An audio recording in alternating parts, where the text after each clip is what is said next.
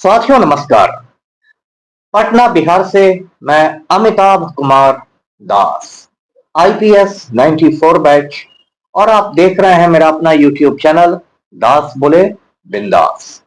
क्योंकि जब बुज़दिलों ने मुंह में दही जमा लिया हो तो दास का बिंदास बोलना जरूरी हो जाता है। साथियों, भारत के नालायक प्रधानमंत्री नरेंद्र मोदी ने बिहार में वोटबंदी का एक बहुत बड़ा षड्यंत्र किया है, साजिश की है। मोदी के षड्यंत्र की वजह से करोड़ों बिहारियों के नाम वोटर लिस्ट से काट दिए जाएंगे, हटा दिए जाएंगे। ये वीडियो बहुत रोचक और ज्ञानवर्धक है, इसे आखिर तक दिल थाम कर सुनिए। साथियों, एक दो रोज पहले ये फॉर्म एक बीएलओ दे गया। मैं जिस सोसाइटी में रहता हूं, पटना स्काइज में, उसके गार्ड को दे गया। बीएलओ ने कहा गार्ड साहब से कि साहब को कहिएगा ये फॉर्म भर देंगे, फिर मैं एक दो दिन में ले जाऊंगा। अब ये फॉर्म क्या है? ये वही है, गणना प्रपत्र प्रारूप, और इस पर बहुत सारी जानकारियां मांगी गई है, बहुत सारे दस्तावेज मांगे गए हैं, फिर मेरा वो दस्तखत तो होगा ही होगा, और बहुत सारी चीजें मांगी गई है। ये फॉर्म मुझे अपने बीएलओ को देना है।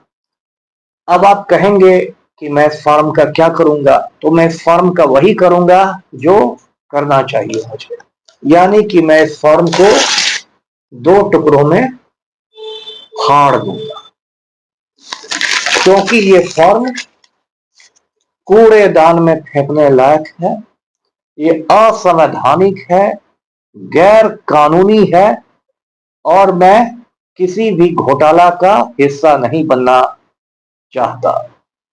मैं आईपीएस ऑफिसर रह चुका हूं और नरेंद्र मोदी जैसे गुंडों से नहीं डरता हूं। साथियों, पहले भी मैंने वोटबंदी के मुद्दे पर एक वीडियो बनाया था, लेकिन ये बहुत ज्वलंत मुद्दा है, नई नई घटनाएं रोज हो रही हैं, इसलिए ये दोबारा मैंने बनाया है। ये कहानी मैंने आपको शुरू से सुनाई थी कि कैसे इस साल 24 जून को चुनाव आयोग ने ऐलान किया कि बिहार में मतदाता सूची का, वोटर लिस्ट का स्पेशल इंटेंसिव रिवीजन किया जाएगा। हिंदी में कहें तो विशेष गहन पुनरीक्षण।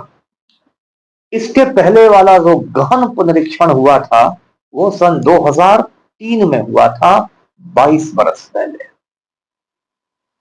और अब जब 4 महीने बाद बिहार में चुनाव होने हैं, तब चुनाव आयोग की नींद खुली है और ये शुरू किया गया है। अब चुनाव आयोग ने कहा कि ये जो विशेष गहन पुनरीक्षण है, इसे 25 जून से शुरू कर 25 जुलाई तक खत्म कर दिया जाएगा, 1 महीने में। और 1 अगस्त 2025 को नई वोटर लिस्ट का प्रकाशन किया जाएगा, नई मतदाता सूची छपेगी। और जिन लोगों को आपत्ति दर्ज कराना है, अपना कोई एतराज डालना है, तो वो 1 सितंबर तक ऐसा कर सकते हैं। चुनाव आयोग का यही टाइम टेबल है। ये पूरा एक वोटबंदी का खेल है जो नालायक वजीर आजम नरेंद्र मोदी के हुक्म पर चुनाव आयोग कर रहा है। अब इसमें क्या क्या गुंडई हो रही है वो ध्यान से समझिए। इस पूरे अभियान के लिए चुनाव आयोग ने कहा है कि हर वोटर को, हर मतदाता को एक फॉर्म भरना पड़ेगा। बिहार में मोटा मोटी 8 करोड़ वोटर्स हैं, तो 8 करोड़ लोगों को एक एक फॉर्म भरना पड़ेगा। इसके लिए मतदाताओं को 3 श्रेणियों में बांट दिया गया है, 3 कैटेगरीज में बांटे गए हैं वोटर्स। पहली कैटेगरी में वैसे मतदाता हैं जिनका जन्म 1987 के पहले हुआ है, 87 के पहले हुआ है। इनको फॉर्म तो भरना ही है, उसके साथ अपना जन्म प्रमाण पत्र देना है, अपना बर्थ सर्टिफिकेट देना है। दूसरी श्रेणी में ऐसे मतदाता हैं जो 1987 से 2004 के बीच में पैदा हुआ है।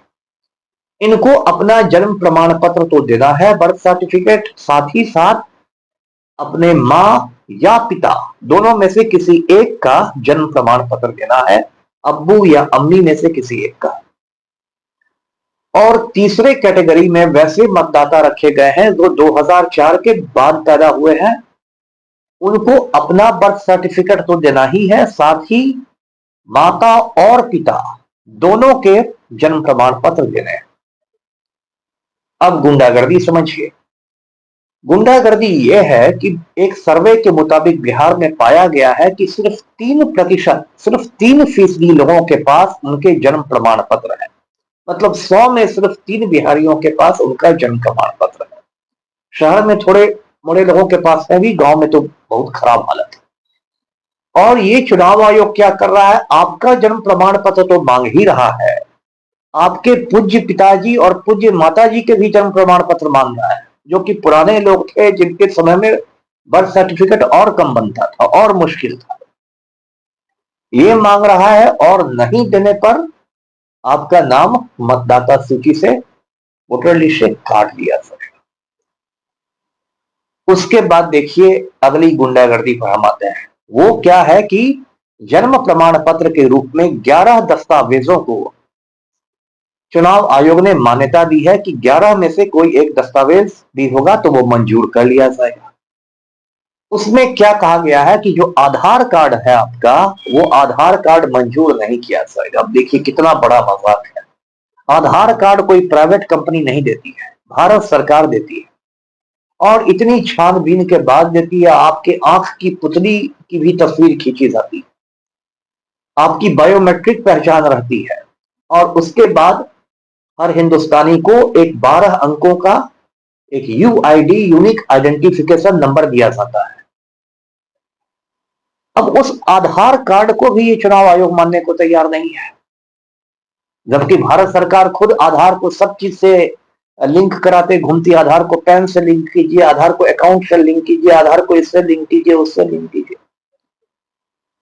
दूसरी गुंडागर्दी चुनाव आयोग ने क्या की है कि कहा है कि जो वोटर आई कार्ड होता है, मतदाता पहचान पत्र होता है, जो खुद इलेक्शन कमीशन जारी करता है, उसको भी मंजूरी नहीं दी गई। बताइए, चुनाव आयोग ने जो दस्तावेज खुद आपको दिया है, जिस पर आपकी तस्वीर लगी हुई है, आपकी जन्म तिथि लिखी हुई है, डेट ऑफ बर्थ है, उसको भी नहीं माना जाएगा। मनरेगा कार्ड को नहीं माना जाएगा, तो माना किसको जाएगा? तो 11 दस्तावेज जिनको माना जाएगा उसमें इंडियन पासपोर्ट है। अब ये एक अलग मजाक है।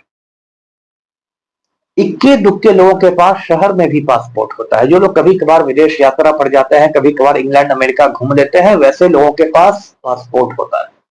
गांव में तो आम बिहारी ये जानता भी नहीं है कि पासपोर्ट किस चिड़िया का नाम होता है।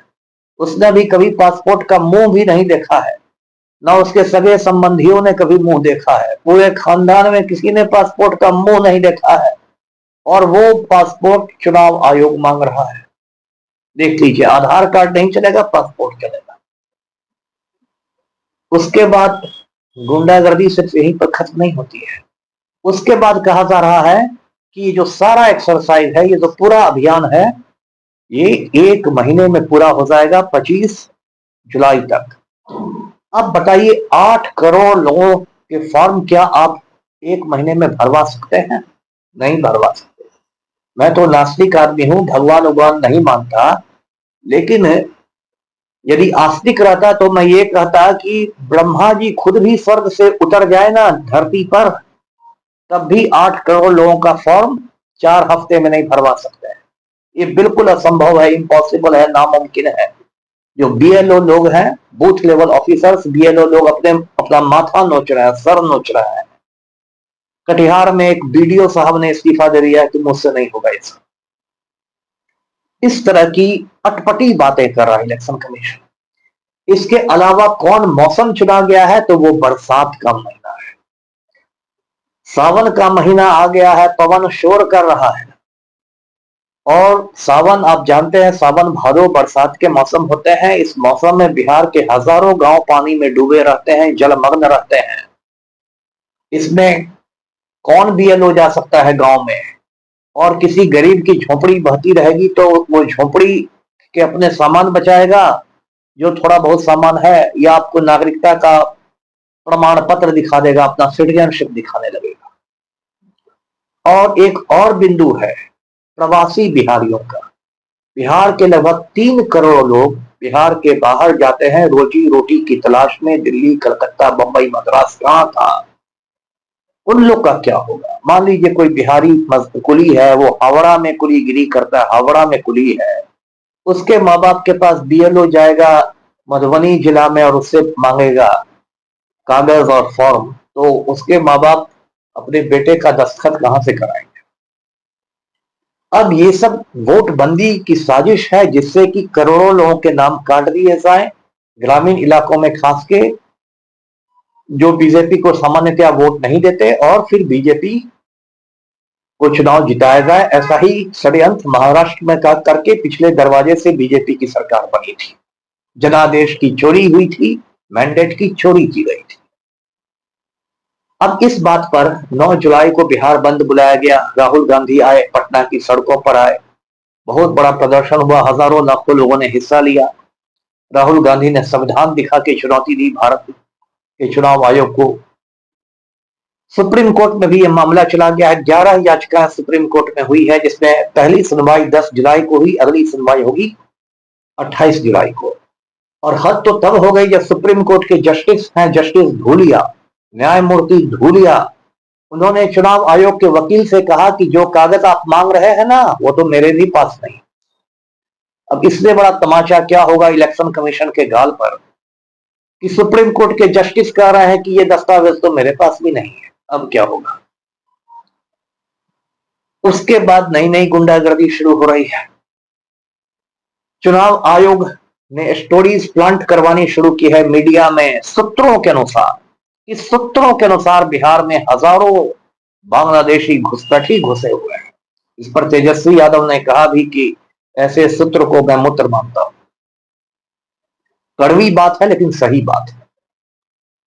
और अब क्या गुंडागर्दी हुई है कि एक यूट्यूबर है इस देश के, अजीत अंजुम, बिहार के ही रहने वाले हैं, बेगूसराय के। मैं उनकी बहुत इज्जत करता हूं, जो इस देश में 2-4 पत्रकार ईमानदार बच गए हैं उसमें से हैं।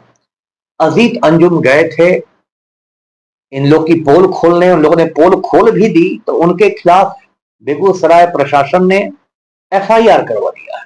बताइए, जैसे कि अजीत अंजुम लगता है कोई आतंकवादी हो, दहशतगर्द हो। और बेगूसराय से मुझे एक बात याद आई। बेगूसराय में एक गुंडा ठेकेदार है, नाम है कारू सिंह। उसका बहनोई यानी जीजा बिहार सरकार में मिनिस्टर है, विजय चौधरी। ये जो कारू सिंह है, ये बराबर बेगूसराय में गुंडागर्दी करता है।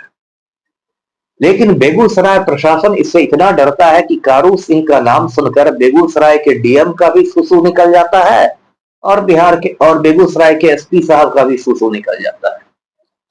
ना तो बेगूसराय के डीएम की औकात है कारू सिंह पर एक्शन लेने की, ना बेगूसराय के एसपी की औकात है कारू सिंह पर एक्शन लेने की, क्योंकि कारू सिंह बिहार मिनिस्टर विजय चौधरी का साला है, और विजय चौधरी पलटू राम का बहुत करीबी है। और वो प्रशासन, वो डरपोक प्रशासन, वो कायर प्रशासन आज अजीत अंजुम पर एफआईआर करा के उसको डराने धमकाने की कोशिश कर रहा है।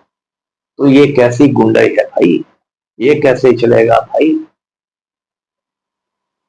तो मैं तो बिल्कुल अजीत अंजुम के साथ मजबूती से खड़ा हूं। आप लोग भी खड़ा होइए, क्योंकि सच का आना सामने बहुत जरूरी है। एक मुद्दा इसमें बार बार जो बीजेपी के दलाल लोग हैं, राम भक्त लोग हैं, जिनके दिमाग में बस गोबर और गोमूत्र भरा रहता है, वो कह रहे हैं कि देखिए बिहार में तो बहुत घुसपैठिए आ गए हैं, बांग्लादेशी घुसपैठी, बांग्लादेशी घुसपैठी। पहली बात तो घुसपैठिए ज्यादा है नहीं, कुछ थोड़े मोड़े मुट्ठी भर होंगे। दूसरी बात, अगर बहुत घुसपैठी हैं भी बिहार में आ गए हैं, तो इसके लिए कौन जिम्मेदार है? नेहरू जी जिम्मेदार हैं। अगर इतने घुसपैठिए आ गए हैं, तो इसके लिए हमारे नालायक प्रधानमंत्री नरेंद्र मोदी जिम्मेदार है, हमारा तड़ी पार होम मिनिस्टर अमित शाह जिम्मेदार है। बांग्लादेश की सीमा पर सीमा सुरक्षा बल की तैनाती है, बॉर्डर सिक्योरिटी फोर्स है, बीएसएफ है, और बीएसएफ गृह मंत्रालय के अधीन आता है, होम मिनिस्ट्री के मातहत है। अगर इतने घुसपैठिए आ रहे हैं बांग्लादेश से, तो ये तो भारत सरकार की विफलता है, केंद्र सरकार की विफलता है। मोदी में शर्म हया बची हो तो इस्तीफा दे देना चाहिए। तो ये जो घुसपैठिए आप कर रहे हैं और गोदी मीडिया भी रट लगाए हुए है घुसपैठियों का, तो गोदी मीडिया को तो पहले मोदी का इस्तीफा मांगना चाहिए। तो साथियों, वीडियो में खत्म कर रहा हूं, लेकिन ये आपको बता के खत्म कर रहा हूं कि हम लोग गांधी जी के देश के लोग हैं। गांधी जी ने असहयोग आंदोलन चलाया था और कहा था कि बुराई से असहयोग करना चाहिए। मैं भी आपको असहयोग करने की अपील करता हूं। ये जो स्पेशल इंटेंसिव रिवीजन चल रहा है, विशेष गहन पुनरीक्षण, इसके साथ असहयोग कीजिए। बीएलओ को कुछ नहीं करना है, शांतिपूर्ण तरीके से फॉर्म ले लेना है, लेकिन उस फॉर्म को फाड़ के कूड़ेदान में फेंक देना है। क्योंकि जैसे ये मुझे फॉर्म मिला तो इसकी कोई पावती नहीं है, कोई रिसीट नहीं है। यदि मैं ये फॉर्म भर के जमा भी कर दूं और बीएलओ साहब उसको चूल्हा में जला दें तो मेरे पास क्या सबूत रहे। इसलिए चुनाव आयोग और नरेंद्र मोदी दोनों की गुंडागर्दी का शांतिपूर्ण तरीके से जवाब दीजिए, इस पूरे अभियान से असहयोग करके, नॉन कोऑपरेशन करके। वीडियो को लाइक करें, शेयर करें, चैनल को सब्सक्राइब कीजिए। धन्यवाद।